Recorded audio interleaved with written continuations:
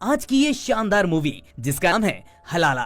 दोस्तों, आपने ये शब्द कई बार न्यूज में देखा और सुना होगा, लेकिन इसका असली मतलब आपको आज अच्छे से समझ आने वाला है। साथ ही इस मूवी का क्लाइमेक्स भी बहुत ही जबरदस्त है। तो कहानी की शुरुआत होती है महाराष्ट्र के छोटे से एक गाँव से, जहाँ कुद्दूस नाम का एक लड़का अपनी पत्नी हलीम के पास आता है। कुद्दूस 2 साल पहले ही अपनी पत्नी हलीम को तलाक दे चुका है, लेकिन वो अब फिर से हलीम से शादी करना चाहता है और उसे वापस लाने के लिए ही वो उसके घर पर बात करने आया है। तो बात कुछ यूँ थी कि जब कुद्दूस और हलीम की शादी हुई थी, तब शादी के बाद से ही कुद्दूस की माँ उसकी पत्नी को बहुत परेशान किया करती थी। हर बात पर ताने देना, छोटी छोटी बात पर गालियाँ देना, मतलब वो एक भी मौका नहीं छोड़ती थी उसे सुनाने का। और अगर हलीम गलती ना करे तो भी उसकी गलती निकालकर उसको खरी खोटी सुनाती रहती। और बेचारी हलीम भी अपने पति के लिए सब कुछ सहन करने लगी। और जब बात ज्यादा बढ़ने लगी तो वो कुद्दूस से उसकी माँ की शिकायत भी करती, लेकिन कुद्दूस हमेशा अपनी माँ से कुछ ना कहकर हलीम को ही समझाने की कोशिश करता रहता था। लेकिन हद तो तब हो गई जब एक दिन कुद्दूस की माँ ने हलीम के ऊपर किसी बर्तन से हमला कर दिया, जिससे हलीम के सर से खून बहने लगा। वो दर्द की वजह से जोर जोर से रोने लगी। ये देखकर कुद्दूस को भी बहुत गुस्सा आया, लेकिन जैसा आप सोच रहे हैं ऐसा कुद्दूस ने कुछ नहीं किया, बल्कि उल्टा अपनी पत्नी को ही वही 3 बार तलाक तलाक तलाक बोलकर उससे अपना रिश्ता खत्म कर लिया। ये करने के बाद वो हलीम को बाहर लेकर आया, उसकी मरहम पट्टी करते हुए बोला, हलीम, मैं तुमसे बहुत प्यार करता हूँ, लेकिन मेरी जालिम माँ से तुम्हें बचाने का मेरे पास कोई रास्ता नहीं था, इसलिए मुझे तुमको ऐसे तलाक देना पड़ा। तुम अभी फिलहाल कुछ टाइम के लिए अपने मायके चली जाओ। कुछ समय बाद जब सब कुछ ठीक हो जाएगा तो मैं फिर से तुमसे निकाह करके अपने साथ ले आऊंगा। तो इस तरह कुद्दूस ने जबरदस्ती हलीम को अपने मायके भेज दिया था। और आज पूरे 2 साल बाद वो हलीम को वापस लेने आया हुआ है, क्योंकि 6 महीने पहले ही कुद्दूस की माँ का देहांत हुआ है। खैर, कुद्दूस अब फिर से अपनी जिंदगी को हलीम के साथ हंसी खुशी शुरू करना चाहता है और इसीलिए वो हलीम के घर उसके घर वालों से बात करने आया है। अब कुद्दूस को देखकर हलीम और उसकी माँ बहुत खुश हैं। वहीं हलीम भी अपने पति के साथ फिर से नए सपनों को बुनने लगती है, लेकिन हलीम के पिता शेख बालू को ये हरगिज मंजूर नहीं। वो कहता है कि कोई भी मर्द जब अपनी पत्नी को एक बार तलाक दे देता है तो वो फिर से उससे ऐसे निकाह नहीं कर सकता। कुद्दूस कहता है कि मैंने तो सिर्फ बोलकर तलाक दिया है, कुछ भी कागजों में नहीं है, इससे क्या फर्क पड़ता है। बालू कहता है इस्लाम में भी अपने कुछ कायदे कानून हैं, अब जो हुआ सो हुआ, तुम कुछ वक्त रुको, मैं इसके बारे में पता करके बताऊंगा कि आखिर इसमें क्या हो सकता है। अब अगले दिन बालू ये सारी बातें अपने एक दोस्त को बताता है कि मेरे दामाद ने मेरी बेटी को तलाक दे दिया था, अब फिर से उससे शादी करना चाहता है, तो क्या ऐसा हो सकता है, और अगर हो सकता है तो कैसे। बालू का दोस्त सारी बातें सुनने के बाद उसे गांव के ही एक मौलाना के पास लेकर जाता है और सारी बात बताकर उसका समाधान पूछने लगता है। मौलाना कहता है कि कैसा जमाना आ गया है, आजकल के मर्द तो एक झटके में तलाक बोल देते हैं, लेकिन इस्लाम के हिसाब से ये पूरी तरह से गलत है। अगर कोई मर्द अपनी बीवी को तलाक देना चाहता है तो एक बार तलाक बोलकर उसे 1 महीने की मोहलत दी जाती है और साथ में कुछ पैसे भी दिए जाते हैं। और अगर इस 1 महीने में भी उनके बीच कोई समझौता नहीं होता तो बाद में वो मर्द अपनी बीबी को दूसरी बार तलाक बोल सकता है। लेकिन आजकल के लोग सेकंड्स के अंदर ही तलाक बोलकर रिश्ता खत्म कर देते हैं। मौलाना कहता है कि अगर आपका दामाद कुद्दूस आपकी बेटी को फिर से अपनाना चाहता है तो इस्लाम के हिसाब से पहले हलीम को एक और आदमी से शादी करनी पड़ेगी और हलीम को अपने नए पति के साथ वैसे ही जिंदगी गुजारनी होगी जैसे एक पति पत्नी रहते हैं। इसके बाद हलीम का दूसरा पति हलीम को इस्लाम के हिसाब से तलाक देगा और तब जाकर 3 महीने बाद हलीम का तलाक पूरा माना जाएगा। इसके बाद ही हलीम फिर से कुद्दूस से शादी कर पाएगी। इसी को इस्लाम में हलाला कहते हैं। और इस बीच हलीम प्रेग्नेंट हो गई, तो बच्चा पैदा होने के बाद अपने दूसरे पति को तलाक देकर ही वो अपने पहले पति के पास जा सकती है। सही मायने में हलाला के पीछे एक बड़ा रीजन है, क्योंकि इस्लाम में मर्द जब चाहे तब 3 बार तलाक बोलकर अपनी पत्नियों को छोड़ देते हैं और फिर वही मर्द अपनी उन्हीं पत्नियों के पास वापस आना चाहते हैं। और उन जैसे पतियों के लिए हलाला एक बहुत बड़ी सजा है।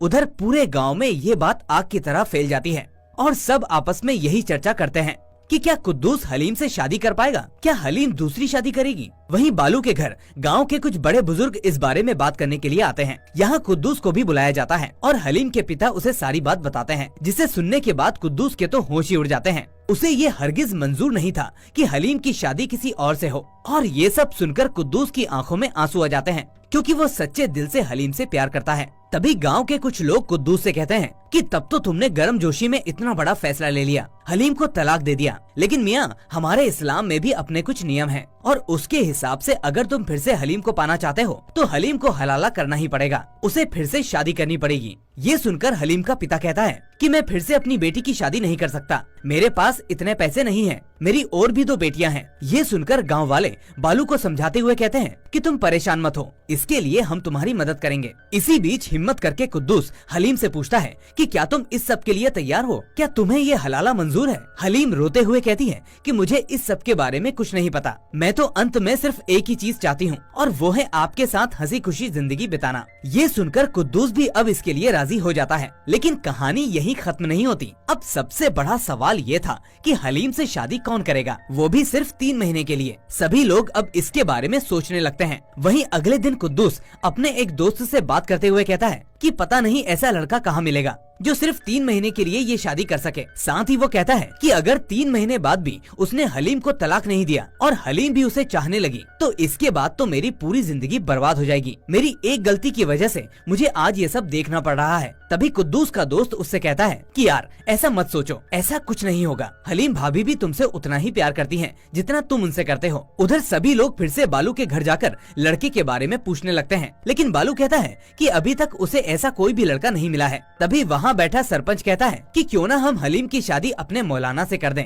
मुझे यकीन है वो इस मुश्किल घड़ी में हमारी मदद जरूर करेंगे और इस पूरे गांव में उनसे ज्यादा सच्चा और ईमान वाला इंसान कोई और नहीं है। ये सुझाव सभी को सही लगता है और अगले ही पल सभी गांव वाले मौलाना के पास जाकर उन्हें हलीम से शादी करने को कहकर 3 महीने बाद तलाक देने के लिए भी कह देते हैं। वहीं मौलाना भी इसके लिए तैयार हो जाते हैं और अगले ही दिन से शादी की तैयारियां शुरू हो जाती हैं। कुद्दूस भी वहाँ शादी के काम में हाथ बटाने लगता है। उसके मन में बस यही है कि जल्दी से जल्दी ये शादी हो और 3 महीने पूरे हो जाएं, जिससे वो वापस हलीम को अपने पास ला सके। इसी बीच हलीम कुद्दूस से पूछती है कि मैं कैसे किसी गैर मर्द के साथ ऐसे रह सकती हूँ, कैसे सांस सो सकती हूँ। कुद्दूस भी उसका दर्द समझता है, लेकिन बेचारा कुद्दूस अब उसके पास भी कोई रास्ता नहीं है। वो हलीम को समझाता है कि हलीम, अगर तुम्हें मेरे साथ पूरी जिंदगी बितानी है तो तुम्हें ये सब करना होगा, बस 3 महीनों की बात है, उसके बाद हम फिर से एक हो जाएंगे, वो भी हमेशा के लिए। इसके बाद हलीम भी उसकी ये बात समझ जाती है और मौलाना से उसकी शादी मुकम्मल हो जाती है। अब जैसे हर पत्नी शादी के बाद अपने पति के घर जाती है, ऐसे ही हलीम भी मौलाना के साथ उसके घर आ जाती है। अब शादी की पहली रात मौलाना हलीम से कहता है कि अगर तुम्हें हलाला पूरा करना है तो हमें सुहागरात भी मनानी पड़ेगी, तब जाकर ही ये हलाला पूरा माना जाएगा। उधर कुद्दूस की हालत बहुत खराब होने लगती है, वो बेचैन होने लगता है। कुद्दूस को ये बात हजम ही नहीं हो रही कि उसकी पत्नी,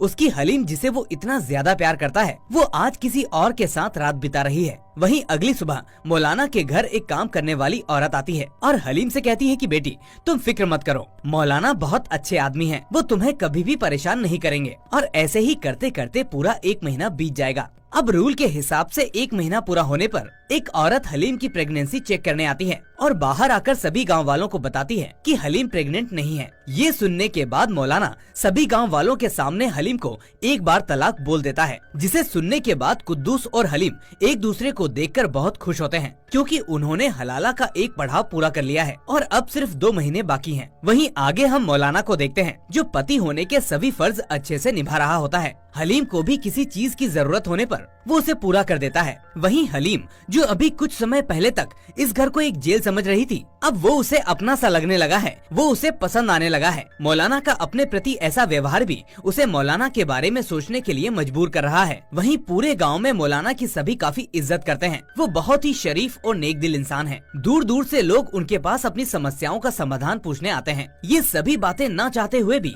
हलीम को मौलाना की ओर खींचने लगती हैं और वो मौलाना से अट्रैक्ट होने लगती हैं। वहीं मौलाना भी धीरे धीरे हलीम के व्यवहार की वजह से उसे चाहने लगता है, जिसके चलते अब तक जो साथ सिर्फ एक सौदा था, वो अब दिल के तार से जुड़ने लगा है और दोनों साथ में सुनहरे पल बिताने लगते हैं। और इसी तरह दूसरा महीना भी बीत जाता है। वो औरत फिर से वहाँ आकर हलीम की प्रेगनेंसी चेक करती है और सभी को बताती है कि हलीम अभी भी प्रेग्नेंट नहीं है। ये सुनने के बाद मौलाना एक बार फिर से सभी गांव वालों के सामने हलीम से दूसरी बार तलाक बोल देता है, जिसे सुनकर कुद्दूस बहुत खुश होता है, क्योंकि अब सिर्फ 1 ही महीना बचा है। लेकिन ये क्या, हलीम इस बार खुश नजर नहीं आ रही। उसके मन में एक अजीब सी बेचैनी है, लेकिन वो किसी से कुछ नहीं कहती और चुपचाप अपना मुरझाया हुआ चेहरा लेकर वापस घर के अंदर चली जाती है। कुद्दूस ये सब नोटिस कर लेता है, लेकिन वो इस पर ज्यादा ध्यान नहीं देता। वो अभी सिर्फ खुश है कि बस 1 महीना और उसके बाद मैं और हलीम एक साथ अपने घर में रहेंगे। और इसीलिए कुद्दूस अभी 1 महीने पहले से ही अपने घर में डेंटिंग पेंटिंग का काम करवाना शुरू कर देता है। तभी एक दिन हलीम के घर उसकी दोनों बहनें उसका हालचाल पूछने आती हैं। वहाँ हलीम उन दोनों से सिर्फ मौलाना की ही बातें करती रहती है कि वो कितने अच्छे हैं और कैसे हलीम का इतना ख्याल रखते हैं। उसकी हर छोटी बड़ी जरूरत को वो बहुत आसानी से पूरा कर देते हैं। ये सब सुनकर हलीम की बड़ी बहन समझ जाती है कि हलीम अब मौलाना को पसंद करने लगी है। धीरे धीरे ऐसे ही और दिन बीतने लगते हैं और इसी बीच मौलाना एक दिन हलीम के लिए बहुत ही सुंदर साड़ी लेकर आता है, जिसे देखकर हलीम भी बहुत खुश होती है। और मौलाना भी इस रिश्ते के बचे हुए कुछ समय में हलीम पर अपना प्यार लुटाने लगता है। अब आज एक आखिरी दिन बचा है। कल मौलाना आखिरी बार हलीम को तलाक बोलने वाला है। वो रात को हलीम से कहता है कि मैं कल पूरे गांव वालों के सामने तुम्हें तीसरा और आखिरी तलाक बोलने वाला हूँ, जिसके बाद हम फिर से कभी नहीं मिलेंगे। ये कहते हुए मौलाना काफी दुखी होता है। तभी हलीम मौलाना से रोते हुए कहती है कि प्लीज ऐसा मत करिए, मैं अब सिर्फ आपके साथ रहना चाहती हूँ। मैं आपसे बहुत प्यार करती हूँ और अब आपको नहीं छोड़ सकती। मौलाना कहता है कि मैं भी तुम्हें बहुत पसंद करता हूँ, लेकिन मैंने पूरे गाँव वालों को, तुम्हारे पिताजी को, कुद्दूस को जुबान दी है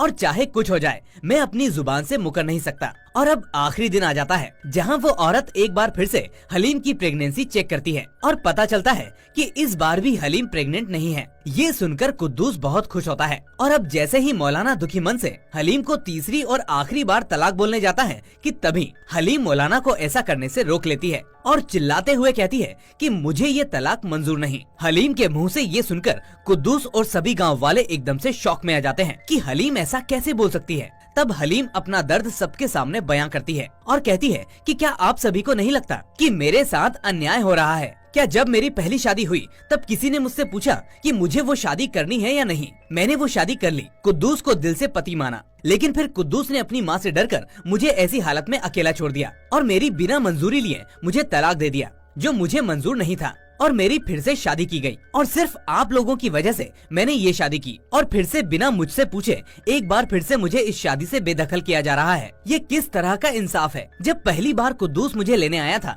अगर आप लोग तभी मुझे उसके साथ वापस भेज देते तो ये बात वहीं पर खत्म हो जाती, लेकिन आपने मेरी शादी मौलाना से करवा दी और आज जब मैं उनकी सोच को, उनके तरीकों को पसंद करने लगी हूँ तो आप फिर से मुझे उन्हें छोड़ने को कह रहे हो। अगर गलती की है तो कुद्दूस ने की है। उसने झटके में तलाक बोलकर समय मांग लिया। वो अपनी माँ से 2 शब्द नहीं कह पाया और मेरी जिंदगी बर्बाद कर दी और अभी भी मुझे बलि का बकरा बनाया जा रहा है। इसमें सारी गलती कुद्दूस की है और उसे ही सब कुछ भुगतना होगा। सभी बातों को सुनने के बाद गांव वाले हलीम को समझाने लगते हैं कि बेटा, हलाला के भी कुछ नियम हैं जो तुम्हें पूरे करने होंगे। और वहीं मौलाना भी साफ दिल का आदमी है, उसने सभी गांव वालों से वादा किया था। तो काफी देर तक बहस चलने के बाद जब मौलाना हलीम को तीसरी बार तलाक बोलने वाला होता है कि तभी कुद्दूस उसे रोक लेता है और कहता है कि नहीं मौलाना, आप तलाक मत बोलिए, रुक जाइए। अगर आपने तलाक बोल दिया तो हलीम तो मेरे पास आ जाएगी, लेकिन वो मेरे पास होकर भी मेरी नहीं होगी और न वो प्यार होगा जो अब वो आपसे करती है। सही कहा हलीम ने, मैंने बहुत बड़ी गलती की है और जब गलती मेरी है तो उसका भुगतान भी मुझे ही करना होगा। हलीम अब आपको चाहने लगी है और मैं वहीं खुश हूँ जहाँ मेरी हलीम खुश है। मैं अपनी की हुई गलती को तो सुधार नहीं सकता, लेकिन फिर से कोई और गलती नहीं दोहराना चाहता। मैं चाहता हूँ कि आप दोनों हमेशा आपस में खुश रहो और यही दुआ मैं ऊपर वाले से भी करूँगा। इतना कहकर वो वहाँ से चुपचाप चला जाता है और इसी के साथ इस कहानी का होता है दी एंड। तो दोस्तों, अगर कुद्दूस पहले ही अपनी माँ को समझाने की कोशिश करता या हलीम को उससे दूर रखता या बिना तलाक दिए ही उसे घर छोड़ाता तो ऐसा कुछ नहीं होता। लेकिन जल्दबाजी और गुस्से में लिया गया कोई भी फैसला हमेशा चुभन ही देता है और ऐसा ही कुछ हुआ कुद्दूस के साथ। बाद में जब मौलाना ने हलीम को वो पारिवारिक सुख दिया और उसकी हर बात का ख्याल रखा तो हलीम भी मौलाना को चाहने लगी और यही एक ह्यूमन नेचर भी है। गलती इसमें कुद्दूस की थी तो सजा भी उसे ही भुगतनी पड़ी। खैर, अब कुद्दूस कहाँ है ये तो मुझे नहीं पता, लेकिन आपकी इस पर क्या राय है हमें कमेंट में जरूर बताइएगा। साथ ही मूवी पसंद आई हो तो लाइक और दोस्तों के साथ शेयर करना ना भूलें और अगर आपको हमारा ये काम पसंद आता है तो चैनल को सब्सक्राइब भी जरूर कर लें। हम फिर मिलेंगे एक और ऐसी ही शानदार कहानी के साथ। Till then take care and thanks for watching.